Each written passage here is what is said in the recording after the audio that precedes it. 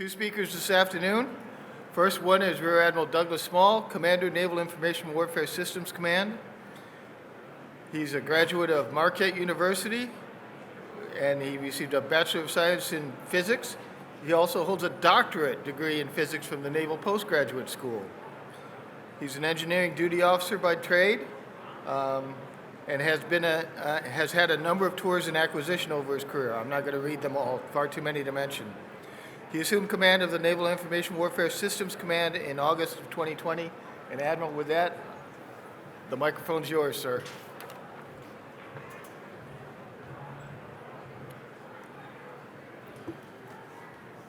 Hey, so, when when I was asked to come to the pavilion and give a speech, I asked that it be more of a Q&A, because I know you don't want to hear some awful, boring speech about what's important to me. You'd rather, ask your questions directly. So it saves me from having to write that awful, boring speech, and saves you from having to sit through it to get to your questions. So with that, and also I will just say that throughout the crowd here, there's some 100-pound brains that if you ask any really hard questions, they'll be able to answer them, like Carly Jackson here, our CTO. So, what's that? Very good. Okay, so hey, just a couple thoughts so you at least know where I'm coming from. I have an extreme sense of urgency and a passion for delivering capability to our warfighters, sailors and Marines who need it. We are in an absolute strategic competition. Unless you've been under a rock somewhere, you're following what's going on in the Ukraine and certainly in the South China Sea and everything that's going on in the world. And it's our sailors and Marines that are the contact force in that global competition. They deserve our absolute best, and it's what drives me in that. As any leader, number one priority is our people. It has to be. It's the people that I won't remember the quote, but this goes. Admiral Meyer used to be able to talk at length about how important it was, and what an obvious thing it should be to people that you have to focus on that. And that's everything from creating an environment where we treat every individual with dignity and respect, right? Where we recruit, retain, hire, reward, promote, everything we can to make sure that we have the greatest workforce required frankly to be the preeminent provider of information warfare capability in the world. That's our aim. Modernization and readiness. As a SysCom commander, that's obviously a huge part of our job. That's what we answer to the CNO for. And so for me, it's absolute on-time delivery of systems through SOVAT. Sorry about the acronym there, but we want it installed and working before the ships and submarines get out of their veil, period. And for systems that are out there operating, we want the ASABO to be 1.0, the availability. If a sailor or Marine needs a system to work, it needs to work. And the whole infrastructure needs to be poised to make sure that that's the case. And that's everything from building in self-sufficiency to responding to outages and things like that. And then the last thing about NAVWAR, we're information warfare. We're sort of the entire one NAVWAR team, about 11,000 people all over the world. That's just the civilians and military. And there's probably 2 times again that many in the overall ecosystem. We're the geek squad. We are the geek squad for the Navy and Marines, and so we lead in these we call it digitalization efforts across the Navy and Marine Corps. Overmatch being a part of that, but it's all about how do you get capability that is resident in software and just fundamentally change the way we get after requirements for it as well as the speed of delivery. So with that, your part in this is you get to ask questions, okay? And it only takes one, to find the courage to stand up, and then it'll be, I know it'll be a stream of people. So over to you for anything you want to ask about from NAVWAR. Sure. I think, yeah, there's a microphone coming. Sir, Justin Katz with Breaking Defense. So over the past year and a half, however long it's been, there's been a lot of talk about Project Overmatch and a lot of talk about the end result that the CNO would like to see come out of Project Overmatch. But what I don't hear from, and I've asked many Navy officers about this, is what is actually being done by the Navy at the ground level to achieve the vision that Project Overmatch offers. And I'm not asking you to get into classified specifics here, but I'm just wondering what's the work actually being done right now to achieve Project Overmatch? Thank you. So great question, and I'm glad to hear that, because we've actually, we've been very deliberate about keeping a low profile and not a huge internet presence on, here's all your facts on Project Overmatch. We've been deliberately doing that, and for good reason. I mean, our competitors steal everything, and frankly, they're not ashamed of it either, right? And so we're trying to make their job a little bit more difficult. Hey, so the job of Overmatch is to deliver on the naval operational architecture, and it's, the CNO spelled it out in his NAV plan. But there's, it is that, it's an architecture, and there's 4 different components of it. It's networks, tools and analytics, data architectures, and infrastructure. And infrastructure are things like digital platforms, DevSecOps tool chains, things like that. And it's really about the culture change that new operational architecture can bring about. So I guess what I would tell you is that we have been working at a fevered pitch to deliver on those elements. And I won't go into any of the specifics on those things, but in general, what we're doing is bringing the best of world-class commercial technologies and how the best companies in the world deliver capability to their users. We're just bringing that into the Navy and Marine Corps and doing it at speed and scale. Hopefully that makes sense.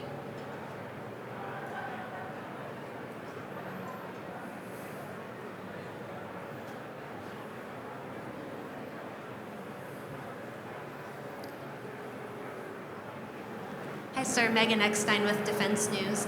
I'll follow my question that I asked you this morning on the panel regarding attritable systems. When you look at something like the Navy's NIFCA network, there's sort of a finite number of sensors, a finite number of platforms, and that was very manageable for the Navy. When you look at Project Overmatch and potentially bringing in so many different types of commercial sensors, drones, different components, how is that different than NIFCA and trying to manage so many different potential, entrants into this Project Overmatch network? Yeah, I think, so there's a lot in there. Well, I think what I'd say first is Overmatch is not necessarily just about connecting weapons and sensors together. And so, a lot of people try to summarize, whether it's JADC2 or Overmatch or whatever, as, sort of any sensor, any weapon. That's really not, Overmatch is about decision advantage. And it's about bringing a new operational architecture to the Navy to allow for that sort of seamless flow of decision advantage up and down echelon and across, the crisis continuum, if you will. But to be sure, part of what we are doing on the network side is making sure that if you have information that you want to publish to someone, that it is able to be consumed by someone else. And if that information has the right pedigree, latency, quality, whatever, to enable something like a weapon on a track, then we want to be able to make sure that it gets where it needs to go. That's certainly a part of it. But it's also being able to send emails and do other things over all the networks that we have, to be able to flow information across the force. And in the face of a determined adversary who's determined to take away the way that we do things today. And that's really the key thing, is the environment that we're going into. Hopefully that makes sense. Okay.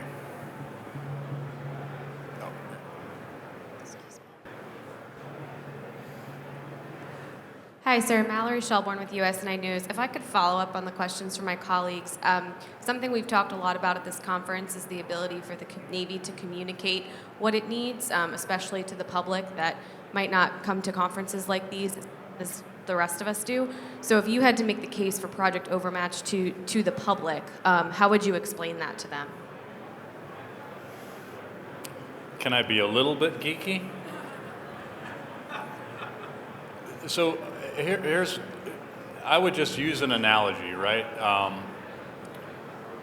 I have a bunch of them, but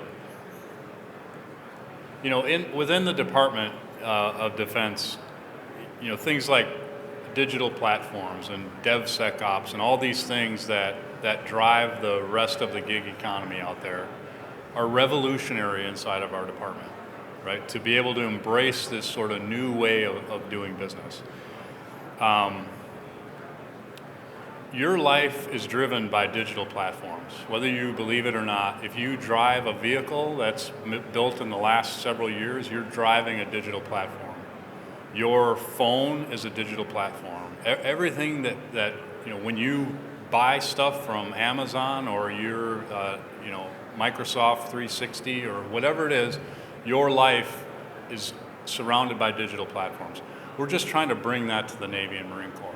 One of the examples I use, and it usually gets some laughs, we'll see here, but when you download Yelp onto your phone, Yelp does not come to your house to see if it will open properly, if every possible information flow across every network, whether it's Wi-Fi or cellular or 3G or 4G or whatever, that all those data paths work. They don't need to because they've already done all that work on that digital platform. That's all we're trying to do, is just make sure that whatever networks are available to our systems, first we need to create digital platforms out of all of the capability that we have, and then make sure that they can communicate and perform the functions of those applications in any environment with whatever data flows are available.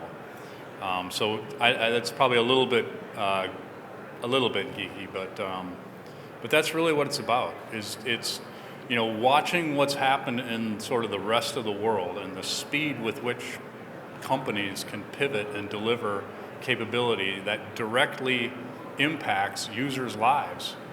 That's what we're trying to bring, okay? I hope that makes sense. And it's hard. It's as much of it's not a technical problem. That's what it's more of a cultural and a training and those other sorts of problems. That's why I said this morning that this isn't an issue of needing more acquisition authority or more money. It's about changing the way we do business with what we have. Okay? Please.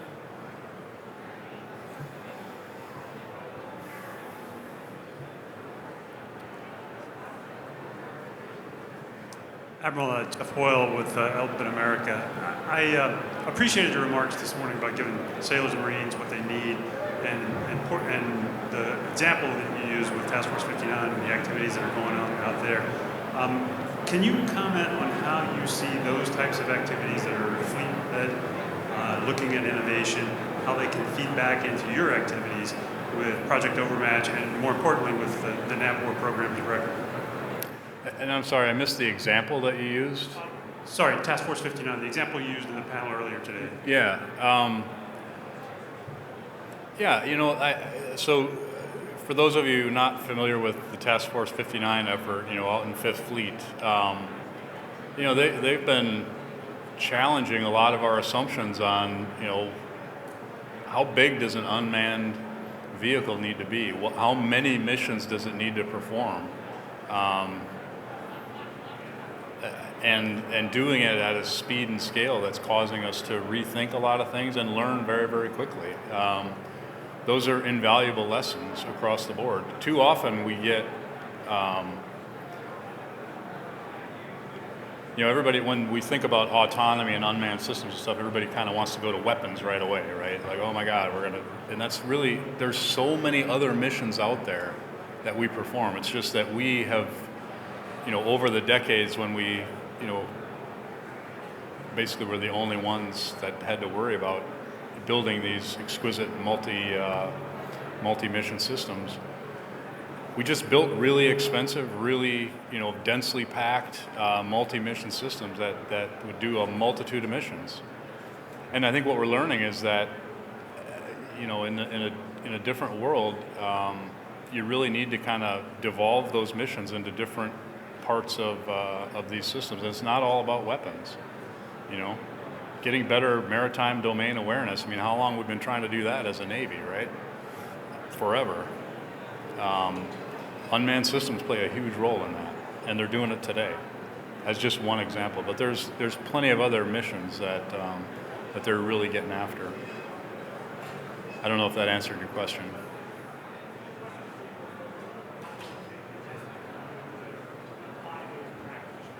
Yeah. So there was the other part of what I talked about this morning is hopefully you're following the unmanned task force and things like that, right? This is part of the vice chief's effort to sort of reimagine, OpNav and really go after, again, best practices. You create these, cross-functional teams across the organization to get at, in that case, unmanned systems. Well, what do we need to be working on in unmanned systems? And really changing the dynamic, bringing everybody from acquisition, requirements, users, all together to figure out, how to take in that learning and then pivot quickly into what we should be working on now, not next, but now. So I think that's probably the formal answer. We're all part of that same team, and we have people embedded over. I talked about NAVWAR being all over the world. We're in the Middle East. So it's the whole team is working that effort. Good afternoon, Fritz Starr from MRV Systems. As a supplier to the Navy, we're having a really hard time getting microchips, which are the heart of a digital system. And I'm wondering if you are feeling the impact of this worldwide shortage of electronics and how you're dealing with that. I can't point to any specific things off the top of my head other than the well-publicized, auto industries and things like that. I really can't. And even there, some of them did better than others in terms of, seeing ahead of time that we were going to have these sort of shortages. So I haven't seen it directly. But it's a double-edged sword, right? Because some of that is we probably don't move fast enough to want to take in the latest and greatest chips that are part of the supply chain shortage. Probably the ones we're using, we have warehouses full of them. So sorry, that was a joke, but apparently it's true. Carly's laughing. So, but I honestly I can't point to any specific examples, at least in the NAVWAR. But if anybody else. But I really think it is something where we probably already have all the stuff we need for the components. For now. Okay, who's next?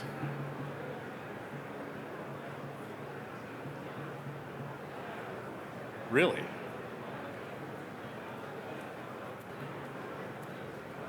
What else should we talk about? Oh, here we go. Good afternoon, sir.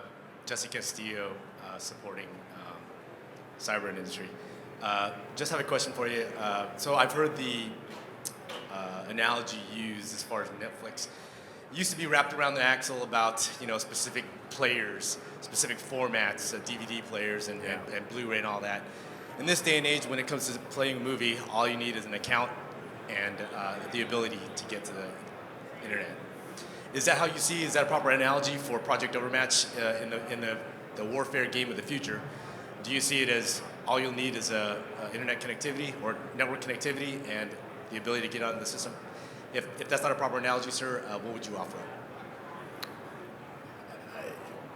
up? So yeah, and we have network connectivity. We don't always have network connectivity back to CONUS or something like that, but we do have network connectivity of some sort. Always. I think you said Netflix, right? What a great example, right?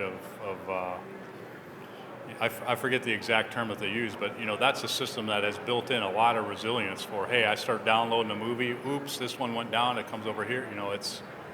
It's a great analogy. The data as a service, right? Abstracting data from applications and providing it as a service. These are just kind of core, best commercial practices that are part of the architecture. So yeah, it's a great point. But again, it comes down to the environment that our sailors and Marines need to operate in, and so we can't always be connected back to some cloud,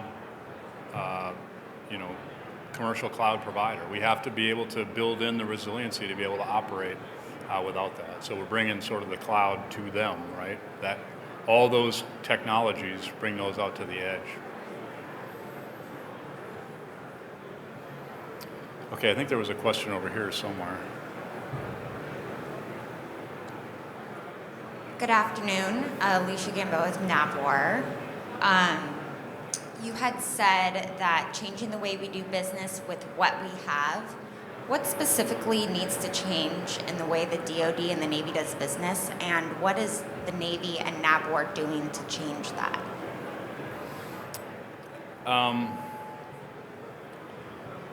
So I'll keep it to sort of the software application development, and certainly in our part of the world. I think what we've learned from anybody who's read things like the Phoenix Project or the DevOps Handbook or any of that sort of stuff, or there's no better. The people who know best what it is that they need are the people who actually use the systems, right? But our big A acquisition process doesn't always it's not always responsive directly to user needs. So, one of the really key things that the sort of the newer, more modern ways of developing software allow you to do is to be able to connect directly and then show the impact directly of their feedback on your systems. Certainly that has architectural considerations in the software that you're developing, but if you start from that perspective and make sure that the users are part of the development process, not just on the other end waiting for the training products to show up, right? They're part of the development. You close those seams down much more quickly and deliver software the way sort of the rest of the world does. Everything that we do that causes us to not be able to deliver software over the air overnight is something that we have done to ourselves over the last several decades. It's not a technical problem. It's not a safety problem. Some of you drive cars that have software that was updated last night. It's not a safety problem. It's not a technical problem. It's us. Does that make sense?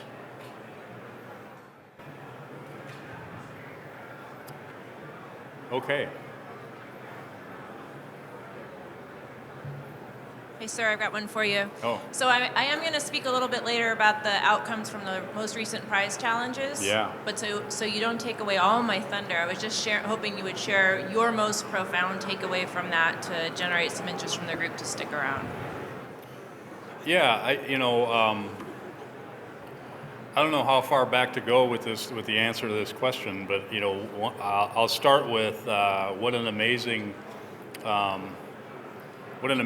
pool of talent the Navy and Marine Corps has held onto in our laboratories to be able to do something like an Antex, like what we just talked about. So we had a couple of very focused events as part of Overmatch to get at a couple of very specific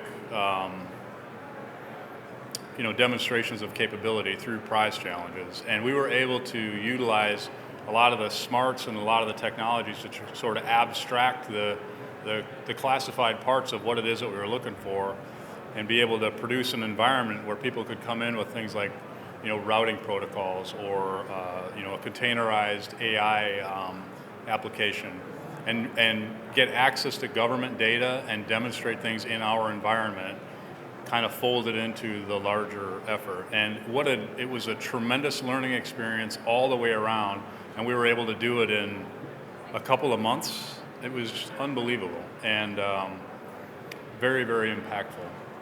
So yeah, I'm glad you're going to be talking about that some more. But that's one of the things that we intend to keep doing to make sure that we keep some activity and interest and investment from industry toward the things that we need. Great question.